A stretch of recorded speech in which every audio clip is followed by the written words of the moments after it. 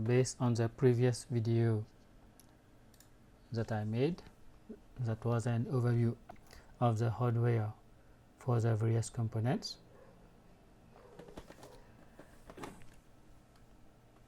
I'm going to show you the different components that I have used so that we can discuss about it in the video which are coming later.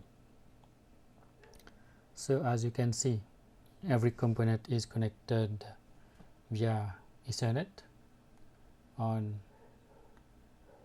the various devices. So this one will control the light, but it can also be used to control pump and for data acquisition for level. But right now I have not used it because I didn't have the analog module for it. So I have used a Chinese model which is here, which is relatively cheap.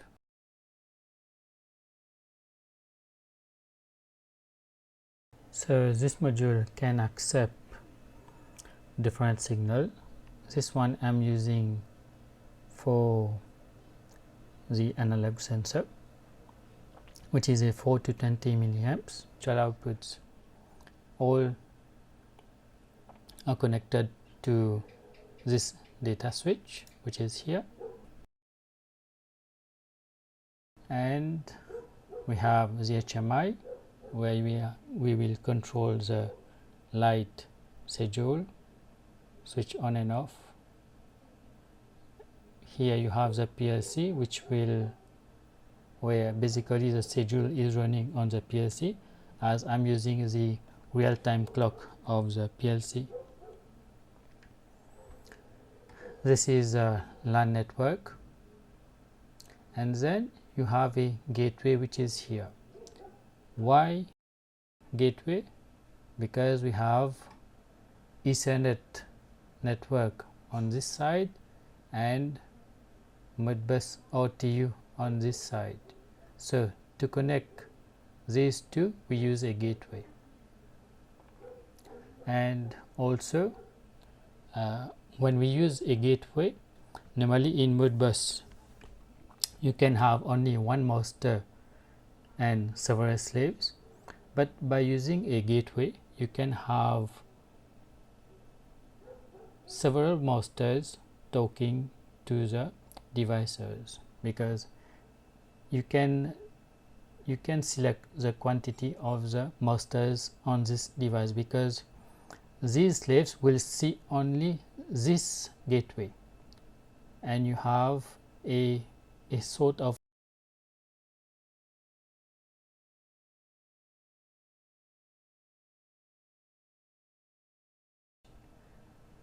connects the LAN network to the RTU. Why we use Modbus network on this side is because we can have multiple devices on the same line, on the 485 line. We just give an address to the different devices. As you can see, I'm using meter here, meter which is address 1, meter which is address 2. On the same line, I'm using temperature controller which is address 3, address 4 and address 5. But on the real system, I'm just using one module which is the meter and one temperature sensor. So this is a sensor for the level monitoring, a hydrostatic level sensor.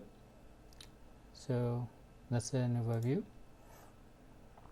So the objective for the IoT is to be able to decrease the energy consumption by having scheduled lights, that is on and off of the lightings.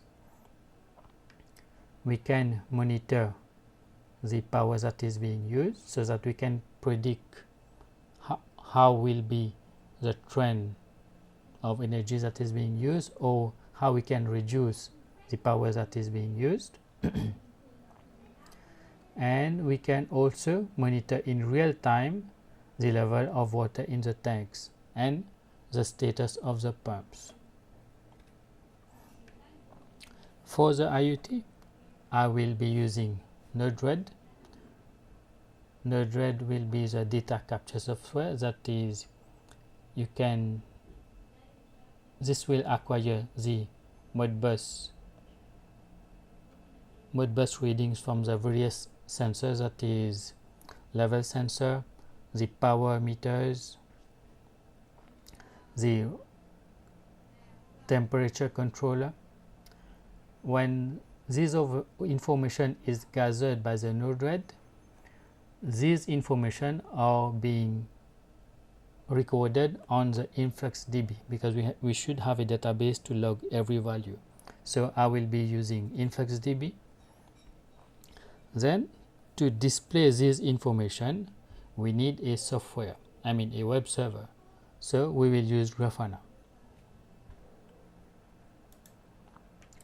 So for the control of the room temperature, I'm using an industrial type, because at this stage I only have this one. Due to Corona, I have not been able to import this one to do the test, but basically it's the same. Just in a room we should put this one at ease more, it has a nice look. And for detecting the presence of persons, I will be using a PIR. So basically these room units, we can have multiple slaves, that is, you can have one here, one in one room, one in another room. So this is a Modbus RTU, master and slave connection. So we have one master and the slave will respond to the master's command. Let's say we want to switch in room 1 20 degrees. So on the HMI I will input 20 degrees, and this information will be sent from the PLC to the slave, as each slave has an address, so it will know that this information is for only this slave. For the lighting control, this will be based on a scheduler. When, let's say, at 10 o'clock the light will be switched on, at 12 o'clock it will switch off, based on the time of the RTC. To detect the presence of people, we will be using same here, PIR. And to control the lights, the fact that the modules, we have different rooms which are distant, sometimes they may be near, but rather than using the output from the PLC, it's more economical to use a remote I/O. First of all, it's not that cheap, but when we are using a lot of input and output, it's better to use remote I/Os. First, it's on network, so it can be in any room or in any location, because network we can use fiber network, so we can go up to 2 kilometers or more. And also these modules, if ever it's faulty, we can just remove one single unit and just replace it. These modules we can have analog input, digital output, and it's very easy to configure. We just open the web server, we put the IP address, and then we can work with it. So basically it's just to control the level of water on the tanks which is on the roof. I'm basically just having 2 pumps which is on the ground and 4 tanks on the roof. The pump will take water from the tank from the ground level and pump it to the 4 tanks that is on the roof. In this tank we have a level sensor, and also in this one. So based on the which is equal to 20 milliamps, and 0 meters will be 4 milliamps. And the benefit of this sensor is that it's precise and it can measure small ranges, and also it's loop powered. So just on the cable we send power, and we can have the signal on the same cable. So this is the connection for the level control, the level sensor here, remote IO for the data acquisition of the level sensor. This goes to the network switch. From here it goes to the PLC, and we have the HMI which will talk to the PLC to know the level, the status of the various devices. So this is the flowchart for the control of the pumps. The pumps can be faulty for several reasons. Let's say we have an overload, an emergency is pressed, or power supply is faulty, or a circuit breaker has tripped. And we have two pumps, and if any of the pumps is faulty, on the next sequence the pump which is available will be on service and will be in service until the pump which is faulty is restored. For the programming of the PLC M221, I'm using Schneider Ecostruxure. So for this software is very easy to use, and you have plenty of memory which is available to do many tasks. For this program we have various tasks which have been separated in different programs so that we can make debugging easily. So for the HMI I'm using a Wintec model MT8071 IE. IE stands for the Ethernet model. So it's 7-inch, no need for fan, so no dust will come by the fan. And what's good about this HMI, it supports multiple protocol, and you can make it talk to at the same time to a temperature controller, a PLC, let's say it can be Siemens, it can be Allen Brothers, all of them can talk at the same time. Sorry. And it has a PCB coating, so it can be used in industrial environments, so it won't be affected by humidity. And also I'm using the email function, so whenever there's an alarm it will automatically send an alarm. We just have to give access of internet to the HMI. So these are the screens that I have developed for this HMI. So this is the temperature that is inside the building, the water level of the tank, the status of the pumps, the energy that is being used, the power, and the lighting status, and the different screens that we have. So we'll just have an overview of the various screens.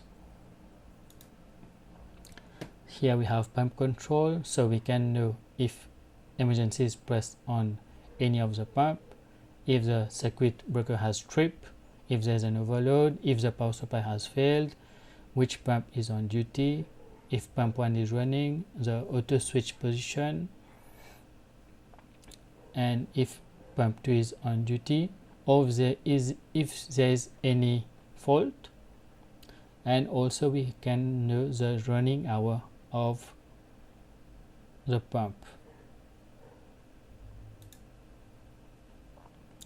This is the screen when we can know the level of the water in the tank, and we have the start and stop level of the pump.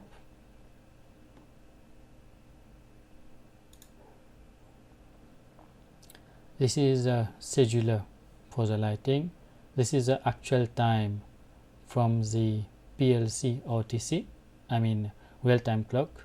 Real-time clock is a clock which, even if there is no power, the clock will continue to run. And this is on time for the lighting to switch on, and this is the off time for the light to switch off. And here we have manual control if we want to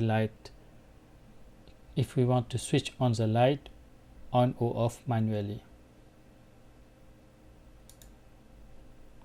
So this information is for the power measurement. So we can have power, current, frequency, power factor, and the totalized energy. This is coming from the energy meter via the gateway. This is a screen where we can switch on or off the temperature controller. So this is the set point, and this is the actual temperature. Here we have the status of the controller. So, and this here we can switch on or off. So here you can just add the different addresses for the different remote temperature controller, and you can change it. This is a trend, so that we can know the trends of the various devices on the system. Like we can have the level of the tank, and here the power. So this is the alarm which I have showed in the previous video, and here is the email which is sent in case there was an alarm. This is sent by the HMI itself. So all mails, whenever there is an alarm, the HMI automatically trigger an email. So to connect all these devices, we need a data switch. I have used a GS724T from Netgear. Here you have fiber optic connection if you want to connect, if the system is you have long distance between the system, but basically for a house 100 meters should be enough, or we have another switch which is near. But you can also use this fiber optic if there is need to be. And what's good about this switch is that we can have VLAN, so we can separate the plant level devices and the server side. So no one which is accessing the web server will be able to access the field devices. Now, why you see we have a load balancer which is here. So basically we need to know whenever there is an alarm, which is critical for the system. So we can have two internet service providers. So at any time, if there is a fault, if one ISP is not working, the system won't even notice that one ISP is missing. This will automatically switch the internet to whichever ISP is available.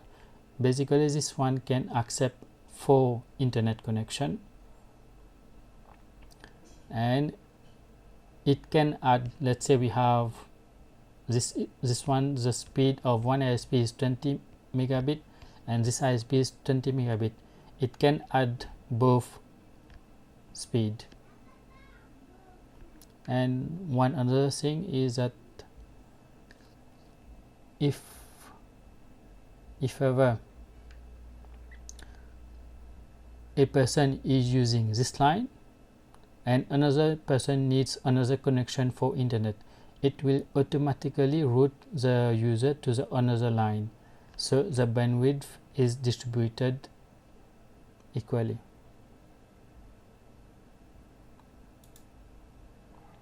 So this is the connection for the meters. So we give each address to each meter, address 1 to 3, and we have the 485 line, and we have the 485 terminator, which is here and here, and these go to the network. And for the node RED, I am using a Raspberry Pi 3 B+, which has everything that we need. Basically, the OS is running on a pen drive. I can have multiple pen drives, so if the OS fail, I can just remove it and plug another one. So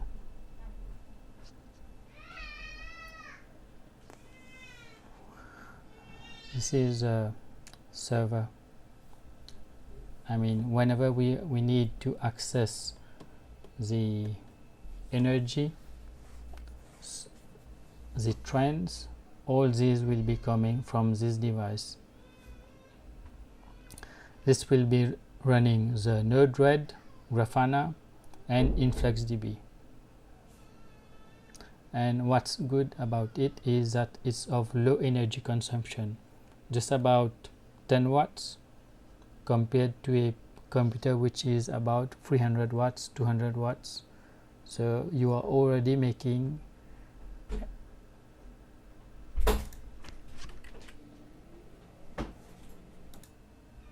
testing.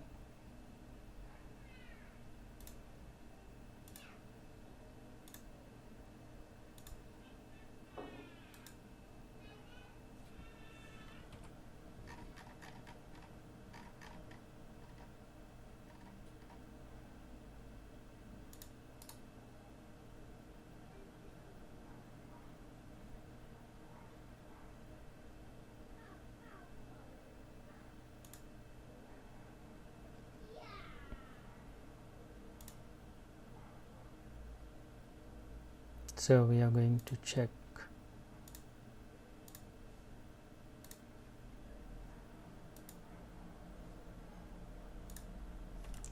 So from the Raspberry Pi we can have the trends, where you have power, current, energy, and we can explore these graphs. We can sort by hour, 24 hours, 7 days. Here, as you can see, I can see the exact start and stop of the compressor of the refrigerator. So thank you. Keep connected. I will make another video for the hardwares in the next video.